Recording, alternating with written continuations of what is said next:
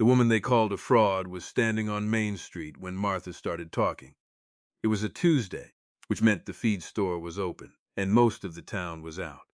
Martha had a voice built for distance, and she used it. She said Molly had sold her a tin of something that did nothing for her nephew's cough, and she wanted the town to know it. She said a woman who traveled alone with a bag of remedies was not a healer. She said there was a word for what Molly was, and the word was not a kind one. Folks laughed, not all of them, but enough. Molly stood there, satchel at her side, solid as a fence post.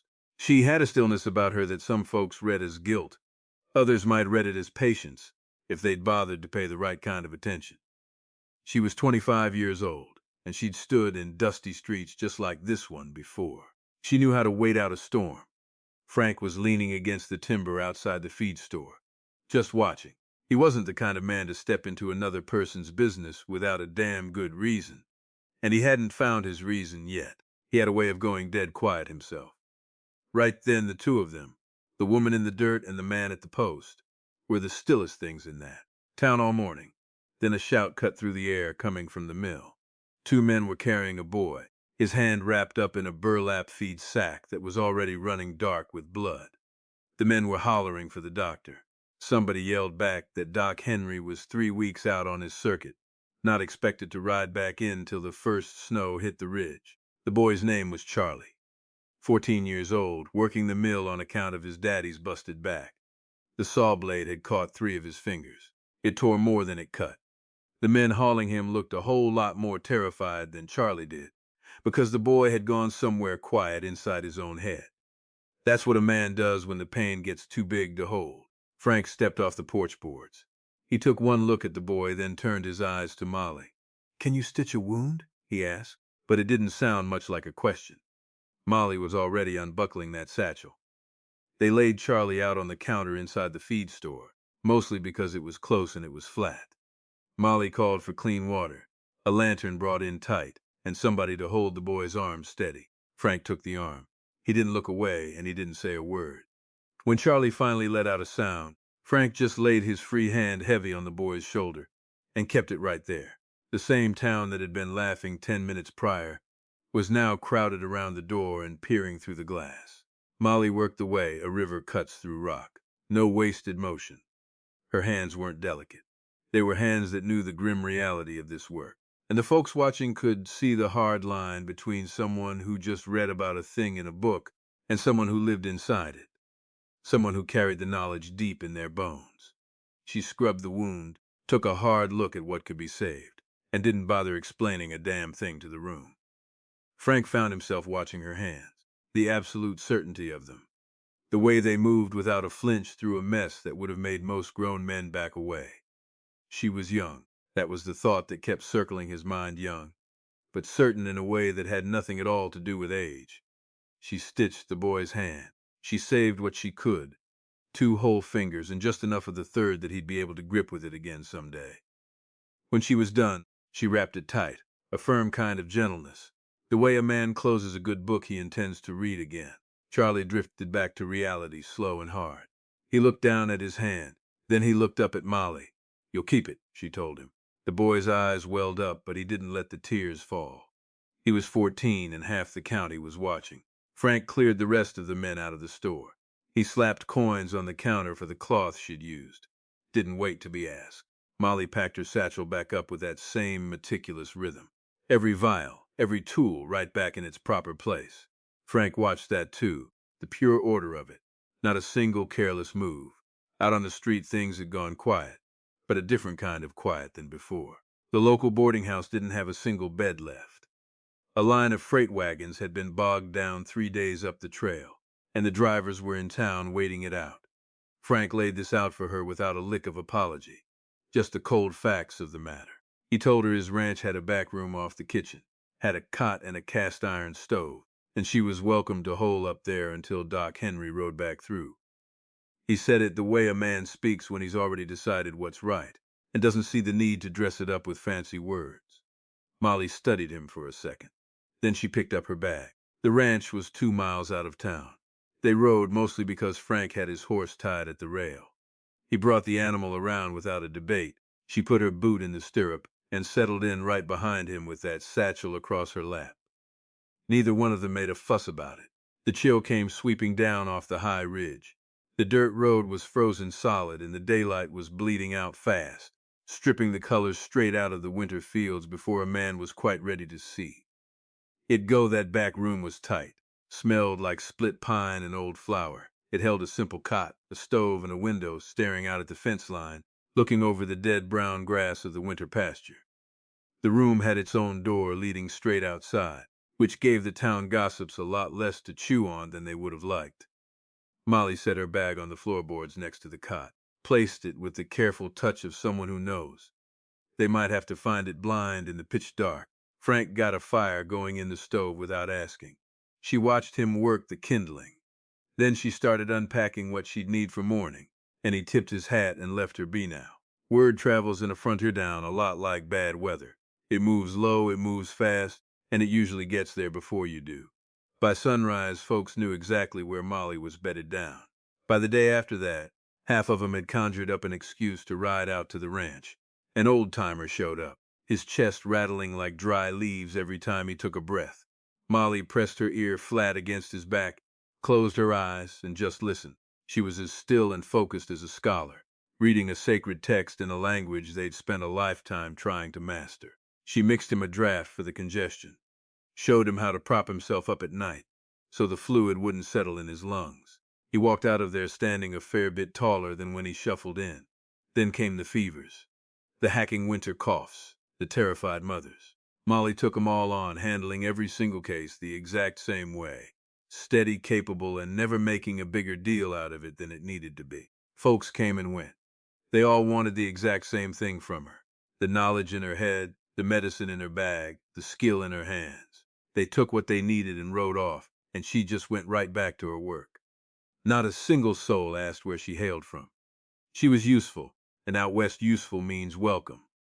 But she'd figured out a long time ago that being welcome and being truly known ain't the same thing at all. Frank sat back and watched the whole parade without a word of commentary. He noted the quiet way she drifted through his kitchen before dawn. He heard that low, steady tone she used to talk down panicking folks, offering calm the way a man offers a rope to someone drowning. He saw how every steel tool went right back into its leather loop without her even looking. He never spoke on it, but he didn't miss a damn thing. By the end of week 2, that ranch house had settled into a rhythm, without either of them ever drawing up a schedule. He was out of bed before the sun broke. She was up right behind him. By the time he walked back in from busting ice in the troughs, she had black coffee boiling and whatever breakfast the pantry could provide. One morning, he walked in to find her standing at the window with her tin cup, staring out at the heavy frost on the fence line. He poured his own cup, took his seat, and they ate their meal in comfortable silence. After a spell, he looked up. "You sleeping all right?" She chewed on the question, giving it honest thought. "Better than I have in a long while." Frank just gave a slow nod at his plate and let it drop. But something in that answer landed deep, and Molly could see right in his eyes that it had. Come a Thursday evening, he rode in late. Supper was already sitting hot on the table. She was planted into chair, medical notes spread out all over the wood, reading by lamplight while she waited. He washed the dirt off his hands and took his chair. "You didn't have to hold supper. It keeps just fine," eyes never leaving the paper. He just loaded his plate and started eating. She finally pushed her notes away and joined him. The fire crackled in the iron grate. Outside, the wind was whipping hard off the open prairie, howling its presence against the eaves of the roof. After a bit, he muttered that the north fence line was going to take a full day's labor before the ground froze up solid. She asked him how much time they had left. He reckoned, maybe a week. She told him the old-timer's lungs sounded a lot clearer that morning. Said she figured he was tough enough to survive the winter after all. Frank looked up at her across the rough-hewn table. She looked right back. Just two people sitting in a warm kitchen. Wind screaming outside, a hot supper between them, and not a damn thing of real consequence being said out loud. But it carried the heavy weight of something that had been going on a long, long time before it ever actually started. He dropped his gaze back to his food. She pulled her notes back in. The evening just drifted on. It was one of those twilights right before pitch black, the sky turning a bruised deep blue over the ridge, the bitter cold sinking its teeth in. Frank walked around the side of the house and found her sitting on the porch bench. Her hands were folded empty in her lap. She was just watching the last rays of sun die out over the pasture. He took a seat next to her. He had his tin of coffee, she had hers. For a good long while, only the wind did the talking. Then he finally spoke up. "Where'd you learn it? The healing?" She kept her eyes locked on the darkening grass. "A woman named Ruth over in Carver County. She took me under her wing when I was 14. He just sat there, waiting for the rest. "I came up in the orphanage out there," she said softly. "Ruth used to ride out when the kids caught a fever. I shadowed her every move till she let me help out. Then I shadowed her some more, till she let me do the real work. She passed on when I was 22, left me her medical bag and her journals. It was just enough to get me started. The very last streak of orange bled out of the sky. Over in the corral, a horse shifted its weight, blowing out a heavy breath that hung like smoke in the freezing air. After she died, I just kept on the move," Molly said. "Town to town. Folks need what I got in my head, so I ride where they need it." She said it flat. Matter of fact, wasn't asking for a drop of pity. But beneath that tough hide, you could hear something else. The sound of a woman who had never once been asked to explain her life to a living soul and didn't quite know how to handle someone actually caring enough to ask. Frank rotated the warm tin cup in his calloused hands. "Got to get lonesome," he murmured. "Drifting like that." She didn't brush it off. She gave it the weight it deserved. "You stop noticing the quiet after a while," she said. "Or at least you convince yourself you do." Frank looked at her right then. Not a quick glance. Not out the corner of his eye. He looked straight at her, zero apologies. It was the heavy gaze of a man who's been circling a mystery for weeks and finally decides to stare it dead in the eye. She met his eyes, and she didn't blink. After a long beat, Frank turned his gaze back to the ridge. He stood up, grabbing both empty cups. "Cold's moving in hard," he said. She stood up right beside him. They walked back indoors, the heavy oak door clicked shut, and the wild night settled its weight over the ranch. It hit during the 3rd week. Somebody hauled a nasty rumor into town. Said a woman had died over in the next county while under Molly's care. The whispers claimed Molly made a fatal mistake, and a family had to put their mother in the cold ground because of it. Old Martha caught wind of it first, and she made damn sure the rest of the county heard it second. The mothers who used to bring their sick kids out to the ranch started getting shaky feet. The old-timer with the bad lungs stopped showing up. That little bit of warmth Molly had built up in the community just vanished, receding like tidewater before a hard freeze. Molly didn't mount a defense. Her habit of suffering in silence ran deep as a canyon. She just put her head down and kept working. Frank heard the poison on a Friday afternoon, standing in the feed store, listening to 2 ranch hands who didn't realize he was standing right behind them. He rode home, grabbed his axe, and split firewood in the freezing cold for a long, long time before he finally walked through the door. Molly was at the kitchen table, buried in her notes. He poured a cup of black coffee, stood by the window, and let the heavy silence stretch out. Finally, his voice cut through the room. "There's talk going around town about a woman dying." Molly set her ink pen down. She just stared at her hands, resting flat against the pine wood. "A mother," she said quietly. "The baby was breached, turned all wrong, and had been for way too long before I ever rode into town. I stayed by her bed the whole damn night. There wasn't a miracle left in the world that could have saved her by the time I walked in that room. Nothing to be done before, nothing to be done after. But I stayed with her anyway." Frank stared at her back. She never lifted her eyes from her own 2 hands. "All right," he said. That was it. He took a pull of his coffee and turned his eyes back out the window. She sat there a long time after he finally went to bed, her hands still rooted to the table. The oil lamp burned down low next to her journals, and she didn't read another word. Word rolled in through the postmaster near the end of the 5th week. Doc Henry had taken a permanent job back east, over the mountains. He wasn't coming back to the circuit. Folks stood around chewing on that news for a day or two. Then they got practical, the way frontier folks always do when the only other choice is bleeding out. Quietly, without holding a town meeting to decide it, folks started bringing their ailments back to Molly. Things they would have normally waited for a real doctor to fix. A busted finger that needed setting and wrapping. A gunshot wound gone red and hot with infection. A baby with the croup that a terrified mother couldn't soothe. Whenever a night call came knocking, Frank rode out with her. He didn't make a big speech about it. The first time it happened, she walked out with her satchel, and he just had the horses saddled and ready. She gave him a look, put her boot in the stirrup, and they rode. He waited outside in the biting cold while she did her bloody work. When she finally walked out, he was still standing there. They rode back to the ranch in the pitch black, never saying a word about it. It went down like that every single time from then on. Old Martha kept shooting her dirty looks, right up until the night her nephew's cough turned, ragged enough to scare the pride right out of her. Martha showed up after sundown, standing at Molly's outside door. Looked like stubbornness had dragged her halfway there, and raw fear had carried her the rest of the way. Molly took the sick boy inside, worked on him till his lungs cleared out, and sent him back home before the sun came up. Martha never offered an apology. She just shut her mouth and stopped bad-mouthing the girl. And out in that territory, silence carries just about as much weight as a sorry. It had been a brutal week. A breached berth kept Molly awake for 2 days straight. She dragged herself back to the ranch both mornings, her face pale gray with pure exhaustion. Frank didn't make a fuss. He just left things right where she'd trip over them. Hot coffee on the stove at dawn. A plate of food kept warm under a towel at night. Come Friday, she made it back before sundown, collapsed into the armchair closest to the hearth, and didn't even try to move. Frank walked in from feeding the livestock and found her there. He took the chair opposite her, pulled out his knife, and started working a strip of saddlet. The fire popped and hissed. The old house settled in around them. After a spell, her eyelids fluttered shut. Frank kept right on carving his leather. When he leaned forward to toss another pine log on the grate and settled back, she had shifted over. Her head slowly came to rest right against his shoulder. The heavy, trusting slump of a woman who had finally surrendered the last ounce of her. Frank went dead still. He laid his knife and the leather strap on the armrest. The fire crackled, the winter wind hammered at the glass. He sat there feeling the full weight of her against his shoulder, and he knew exactly what this was.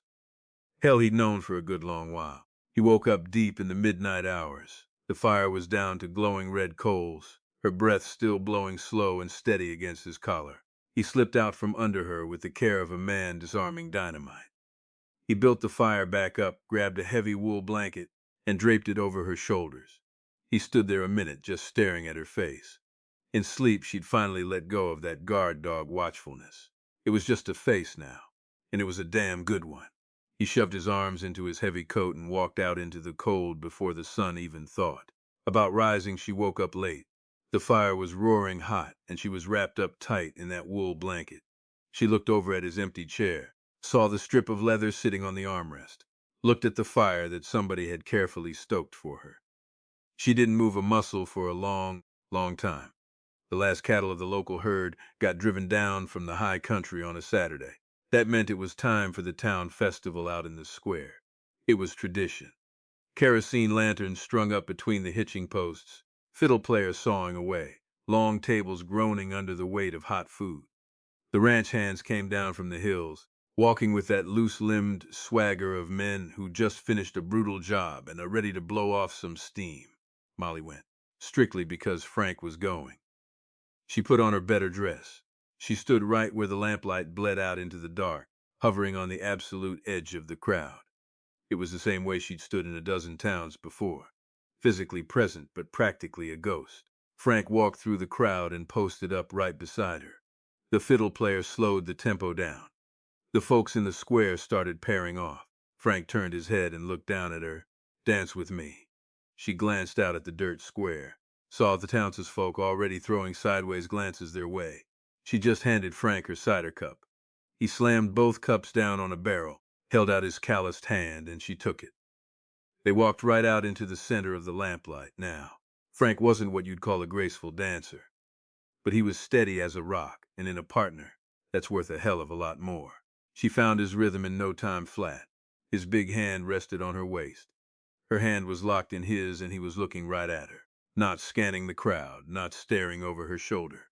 He was looking dead at her with an expression that was absolute, stripped of all pretense, and a long, long time coming. The song finally bled out. Neither one of them took a step back. The fiddle player struck up a faster tune. Frank looked down. "Walk with me." They stepped out of the lantern light and walked down to the dead quiet end of Main Street. The fiddle faded into a distant scratch. The wind coming off the ridge was clean, sharp, and biting. Frank stopped walking. He stared out into the pitch black of the prairie. She could see the gears turning in his head. He was a careful man, arranging his words in the exact right order because he fully intended to say this piece only once. The town knows it now, he rasped. They need what you do. He let that hang in the air a second. I need what you do, too. And I ain't talking about the medicine. He turned to face her. I mean the rest of it. Molly went perfectly still. I'm asking you to stay. He's permanent. As my wife, if that's the thing you'd want, and not on account of it being practical. I want that to be crystal clear. Oh, it was clear. It had been clear in every cup of black coffee left on the stove without a word. Clear in the fire stoked high before dawn. Clear in the heavy blanket laid gently over her shoulders by hands that tried their hardest not to wake her.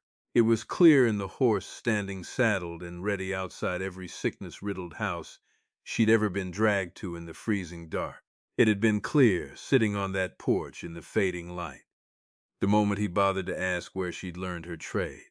It was the first time in her life she could recall a living soul wanting to know a damn thing about her that wasn't tied to the tools inside her leather bag. Her hand reached down and found his. She slipped her fingers against his palm, warm against the bitter cold air. Yes, she whispered. That's exactly what I want. He turned his big hand and wrapped his fingers tight around hers. They just stood there in the freezing night, while the fiddle played on without him. Neither one of them was in any kind of rush to head back to the light. They got hitched 3 weeks later, standing right on the wooden steps of the town church. The sky was the color of iron. A fresh pine bough was nailed to the door, because Christmas was breathing down their necks, and that was the local custom. The preacher kept his words brief, mostly because Frank had told him to. A hell of a lot more folks showed up than either of them banked on. Young Charlie was standing there, his mangled hand wrapped up light but healing clean. He held the heavy oak door open with his good arm, standing tall and proud. Molly carried her medical satchel all the way to the steps, but right at the threshold she set it down on the planks. She walked inside the church without it. The townsfolk who saw it didn't say a single word, which was exactly the right way to handle it. When the deed was done, they stepped back out into the bitter afternoon air. Frank's hand rested on the small of her back. Not grabbing, not steering, just present. The firm touch of a man who had finally figured out exactly where he belonged. They walked back to the ranch in the early twilight. It was the same rutted dirt road, the same bone-chilling cold. Behind them, the frontier town settled down for the night, wood smoke drifting up from stone chimneys, yellow lamplight flickering to life in the windows, one by one. Come spring thaw, that leather satchel was hanging on an iron hook right by the door of a brand-new room on Main Street, a proper clinic that Frank built out with his own 2 hands, complete with a heavy swinging door. Old Martha used to walk past it on her way to the dry goods store. She never stopped and she never shot another sideways glare. That was about as close to a proper apology as this town was ever going to wring out of her. But it was enough. Molly did her healing. Frank worked his cattle, and the harsh seasons just kept rolling over the high pasture and down that long dirt road into town. On those quiet afternoons, if you stood by the glass window of that little clinic room, you could hear the livery horses stomping in the pens 2 streets over. The sound carried crisp and clean through the cold frontier air. And let me tell you, it was a damn good sound to work to. And I reckon that's the story of Molly and Frank. Let me know what you folks thought of this one down in the comments. Thanks for sitting round the fire with me.